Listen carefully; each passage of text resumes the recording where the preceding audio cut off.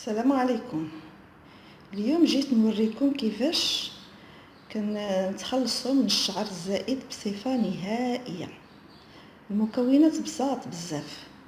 كاين التاره الصحراويه، ها هي هذه التاره الصحراويه، اولا كاين في الشرق كيقولوا لها السعد.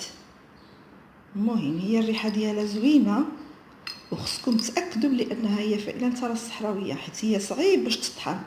العطار هو اللي غادي يطحنها لكم. وكاين الزيت، انا كنستعمل الزيت البلديه، ولكن نتوما تقدروا تستعملوا اي زيت. كنشدوها وكنخلطوها بالزيت البلديه بالزيت، المهم اي زيت، حتى الزيت كيتغطى عليها.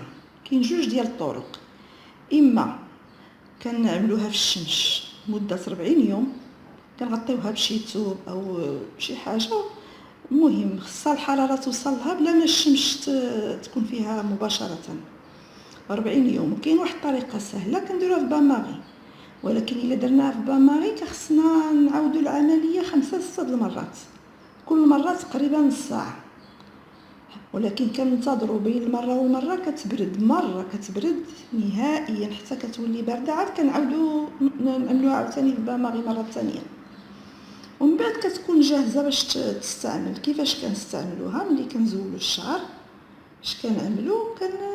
كندهنوها بزاف ديال المرات في النهار، خصوصا الايام الاولى، الاسبوع الاول ولا 10 ايام. هي كل ما دهنت بزاف كل ما كتكون النتيجه اسرع. وفي الاخر ولكن كاين واحد القضيه، راه ماشي مده بسيطه، راه خص شهور باش تعطيك النتيجه، ولكن النتيجه كتبدا تبان ابتداء من ديك الشهر 3 شهر 3 شهور 4 شهور كتبدا تبان شويه النتيجه، ولكن النتيجه اللي تحصلوا عليها واللي ترضيكم خصها تقريبا سنه. المهم ها هي دابا شفتوها ملي كتخلط، كناخذوا الزيت ديالها، اما من بعد كنصفيوها واما كنستعملوا هكا، كنخليها انا ما كنصفيهاش، كنستعمل الزيت اللي الفوق وكنخليها.